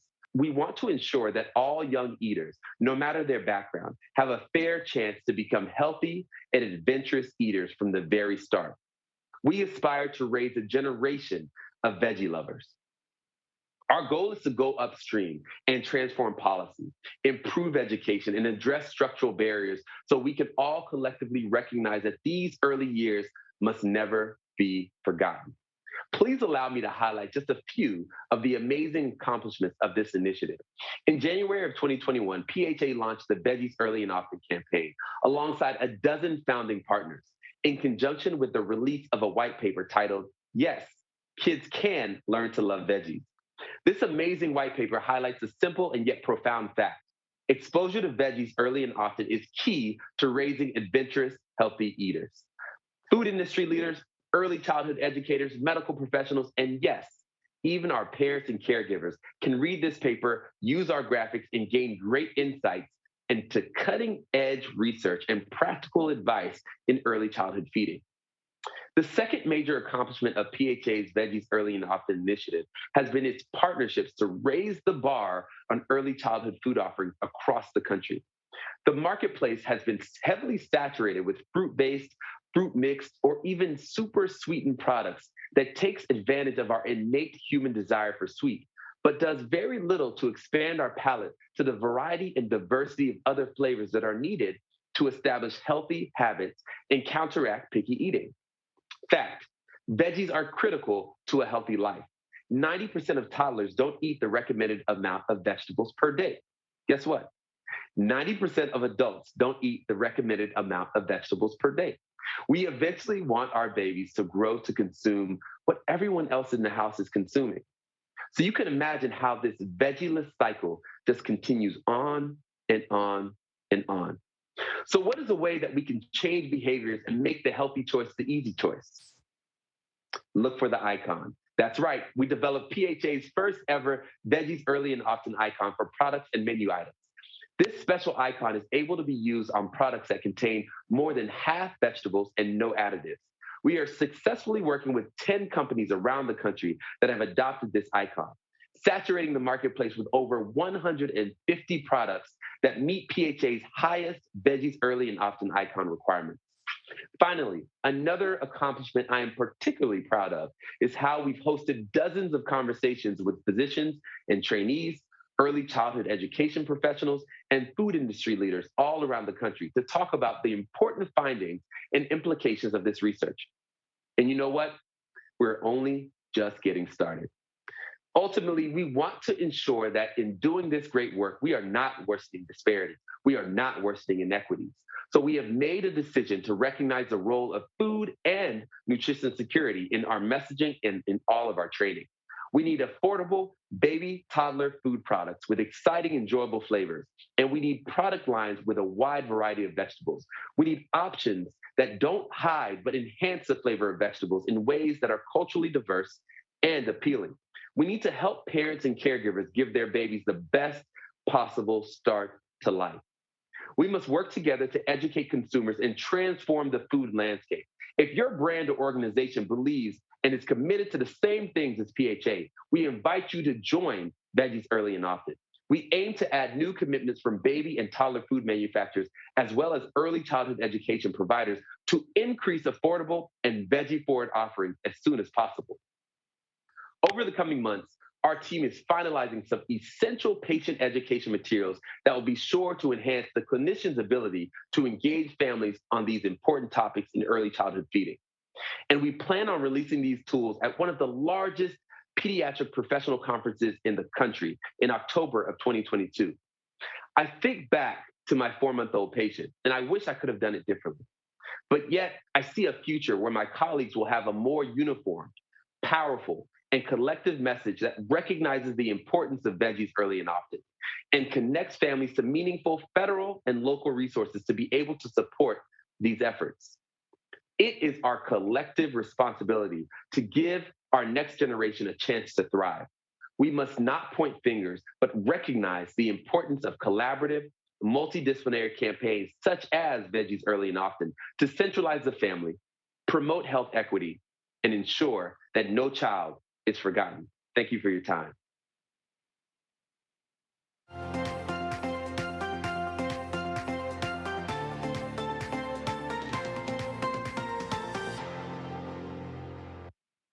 Good afternoon. I'm Peter Dolan, and I'm the chairman of Partnership for a Healthier America's board. I'm so pleased to be with you all here today at our annual summit. Since its founding in 2010, PHA has worked with the food and beverage industry to make the healthy choice the easy choice for consumers. From the companies that make food and beverages to the ones that sell these products, PHA's partners have significantly moved the needle in providing America's families everywhere with better for you options. PHA's work has come a long way since its founding in partnership with Mrs. Obama's Let's Move initiative. We're leveraging the power of companies to transform the food landscape in pursuit of health equity.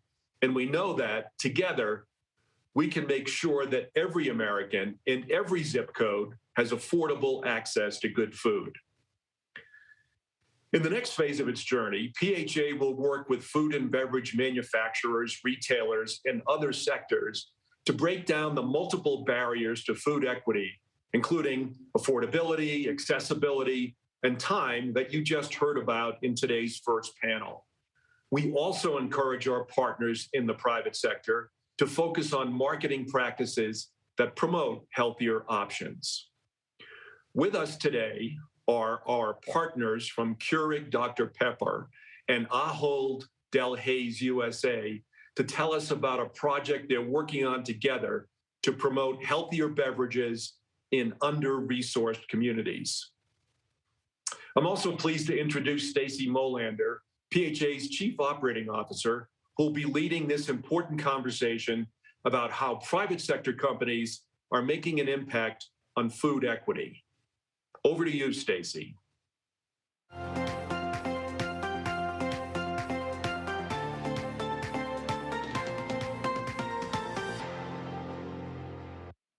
Well, thank you, Peter. I am just delighted to host this conversation between two PHA partners today about how they are working together to use food marketing and merchandising for good. So joining me today are Andrew Archambault, Chief Customer Officer at Keurig Dr. Pepper, and Gordon Reed, President of Stop and Shop. Welcome to you both. Hello, good morning. Thank you, Stacy. Good morning. Great to be here. I'm glad you're here.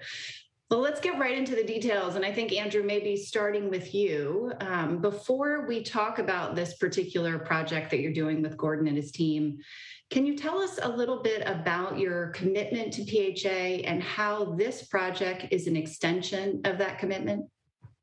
Sure, and thank you for hosting. It's a great initiative to be a part of. You know, we came together as KDP, a modern beverage company, in July of 2018.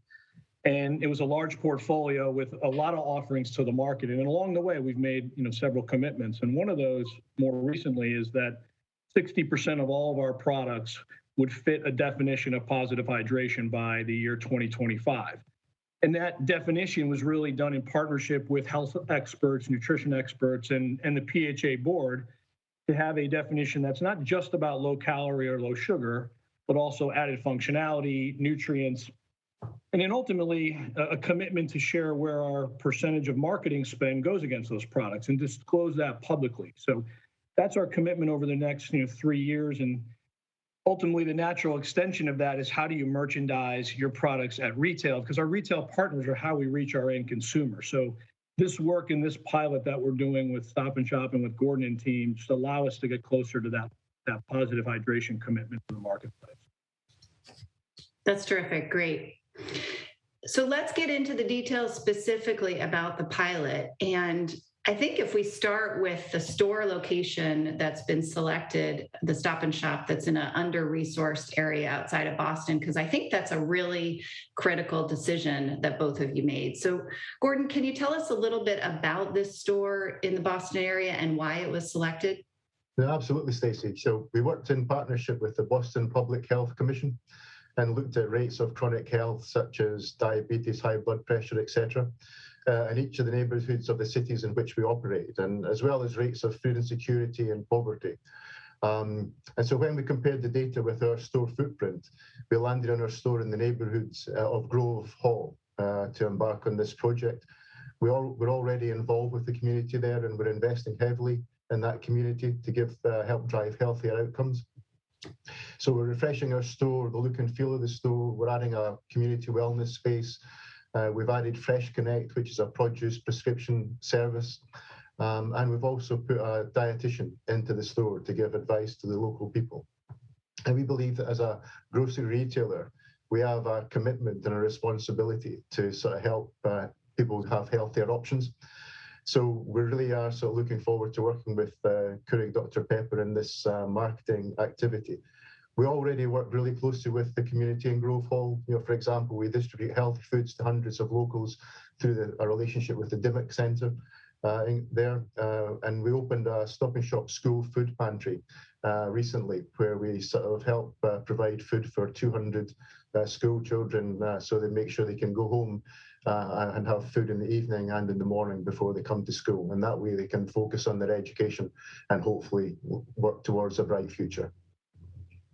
Gordon, that responsibility you mentioned, I think that's a really important point, and I was glad to hear you say it, because I'm sure, as you both know, giving priority placement within a retail store to junk food is really a criticism that both retailers and beverage companies often hear. And from what I understand about this particular pilot, that you're testing in-store marketing and merchandising strategies to really prioritize the placement of these better-for-you products. I think, Gordon, all that you described about what you're doing in the community is absolutely terrific. But I think a lot of the criticism is what's happening inside the store. Absolutely. So I think it'd be great to, get a little bit deeper into that and share with the audience specifically how KDP and Stop and Shop are working together on really addressing that criticism in the store. And maybe, Andrew, that's something you can share with us. Sure. The point being made is that if you have a great balanced portfolio, the question is it really merchandised in a way that allows consumers to have a lot of choice? And ultimately, I think this pilot, and really how we go to market, is about providing balanced choice. The key for us, and to work with key retail partners, is that you essentially move out of center store and you get to many other areas of the store that are high impact, high purchase. And that really means displays. It does mean the front end of store. If you just look at natural traffic patterns, center store does receive a fair amount of traffic, but not nearly as much as the perimeter. So the decisions we make around the perimeter of a store with a retailer have a big influence on, again, offering that choice. And then again, for us, it really does come down to, if we have a product portfolio that 60% fits our positive hydration definition, we can work with a partner like Stop and Shop that also has their own definition, like guiding stars, and their guiding star definition and our definitions line up very nicely. So there's an opportunity to just put those two definitions together around a product group and then merchandise outside of center store. And at the end of it, that's our goal. If we do that effectively well, then the choice and the balanced portfolio come out in front of the shopper, and then the consumer and shopper make the right decision. And our goal is ultimately to delight the shopper and work well with our retail partners. So this is at the core what the pilot's about for us. That's great. Well, even though that activity sounds terrific, we're still going to have critics and skeptics in our audience, of course. And I think a lot of folks are going to be asking sort of, why now? This is something that's been going on in the retail setting for a while. So what is the motivation for the two of you to come in together? And also, what's the motivation for your individual companies to be working on this pilot now? And maybe, Gordon, we can start with you. Sure. I think, as a supermarket business and one of the main grocers in our market, we've supported food insecurity for decades, and we've been there to help people in the food banks in particular. And as that's moved forward, we really have seen the need for not just people getting food, but getting healthy food. And that's, I think, is something for me personally I find really important. And as a business, we're really having that focus. And I think COVID has shown us that the food insecurity is something that's close to far more families than people realize, and the predisposition of some of these conditions like diabetes and high blood pressure, etc., have really sort of hit some communities worse than others. And so, along with our work at Grove Hall, this sort of a relationship that we're having with Curry Dr. Pepper to really focus on our merchandising is just perfect timing. So the assets that we have, we see the importance of working with other partners. We have 406 stores, we have 60,000 people, we have great relationships with our suppliers, and we believe that working together, we can really make a difference. So, it's almost like the 1 + 1 = 3, because we really are building on each other's support. And so together we can use the power of merchandising and marketing to steer our customers toward healthier choices. And that said, we believe in giving customers a choice. So it doesn't mean to say it's going to be extreme and all or nothing. view, because people have a choice, but we're trying to sort of focus people onto healthy products rather than maybe the sodas or other things that they would normally buy. So we want to look at prominent end cap displays. We're promoting in our weekly circular, and particularly at the end of the month when some of the families there really are, budget conscious and may opt for lower cost sort of unhealthy items. And that's something that we're going to try and focus on to allow or to give people options that are far healthier. We've also just added guiding stars ratings to our beverages at Stop and Shop this year, which will help guide these changes. So our guiding stars is a rating system where products are rated with 1, 2, or 3 stars based on their nutritional value. So star earning beverage now include water, some of the innovations in seltzers, unsweetened teas, unsweetened coffees, and some of the juices and some of the great products that we're seeing from Keurig Dr. Pepper. So, really, I think it's an exciting time. It's two great companies coming together. And I think when you have the same focus, we can really make a difference and learn a lot about how we can move forward in the future. That's great. You mentioned choice, and so many times companies talk about choice, and we still want to give consumers choice. But I think what I'm hearing is different here is, we're going to use marketing that we know works to push them and nudge them to those healthier choices, because there's a responsibility to do that given our public health crisis. Andrew, how about you? Why is KDP involved in this now? And what is the real motivation for your company? Well, certainly, since we began the merger, we've increased the portfolio. So we've done it in a way where the choices that we've made on adding a portfolio have been healthy consumer choices. So in some ways, I would like to feel like we're following where the consumer wants to go. So there's certainly a business benefit to that, to merchandise what shoppers want to buy. A few that come to mind specifically, Bai, which is an enhanced water, was made as an acquisition right before our merger. We purchased Core Hydration. We've done long-term partnerships with Evian and now Polar Beverage, sparkling water. All of these are either low or no calorie or additional nutritional offerings. So there's no doubt that there's a business impact to merchandising effectively.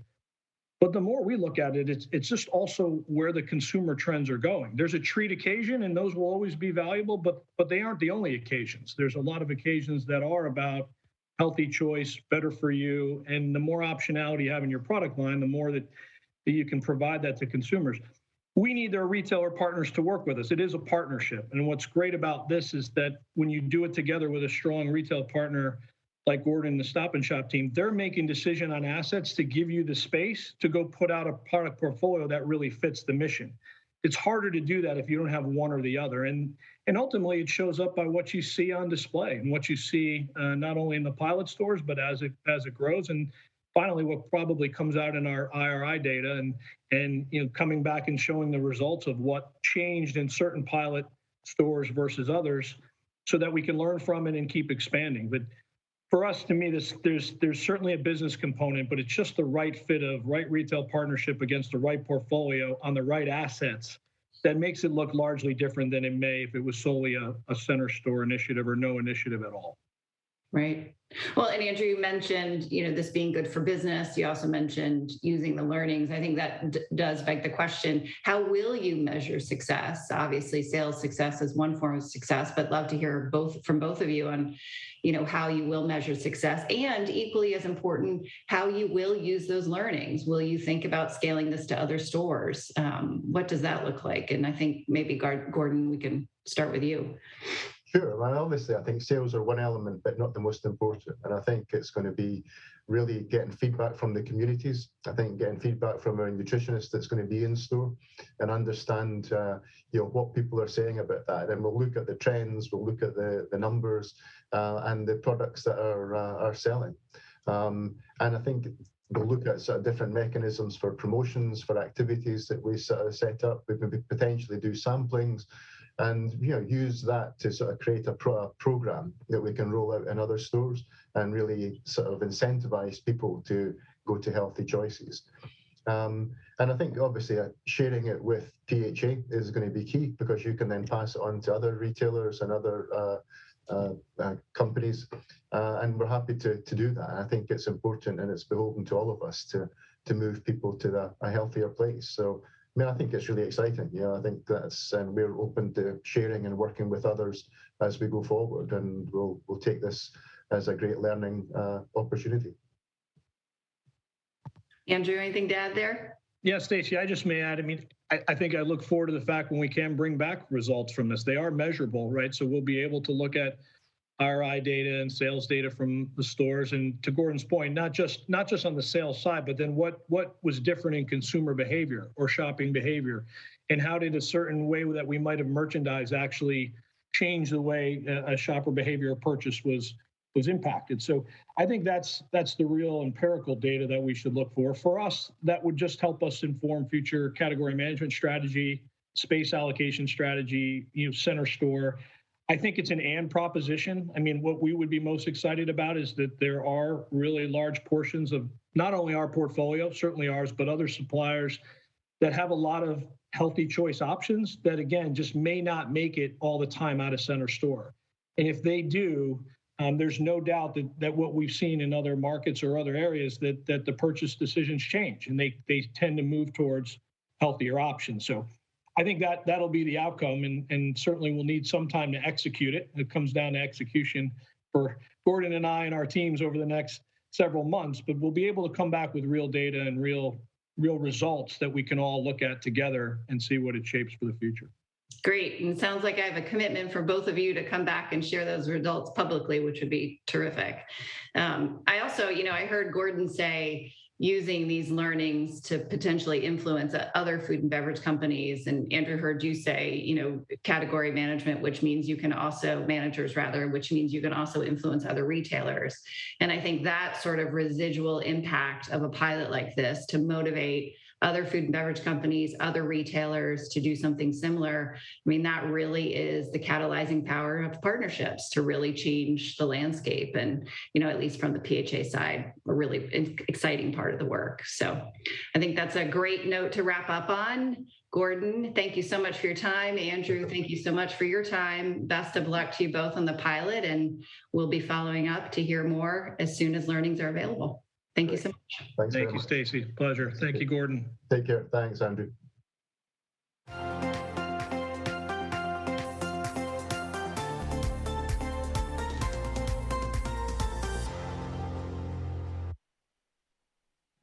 Thank you so much for joining us today, everyone. To the sponsors of today's events, Mattress Firm, Keurig Dr. Pepper, and Dole, thank you sincerely for enabling such an inspiring convening. To everyone that attended today's event, thank you so much for tuning in. We value you and your time, and we are so thrilled that you invested time with us to discuss the importance of achieving food equity today. You will receive an email from PHA with instructions on how to watch the summit or your favorite panel again. Please feel free to share the link with your colleagues, friends, and family too. And don't forget, please visit ahealthieramerica.org and join the food equity movement today. Together, we can ensure all families in every zip code have access to good food and the resources they need to feel empowered. We'll see you during the movement. I am Kari Cartwright, and on behalf of PHA, thank you so much for attending.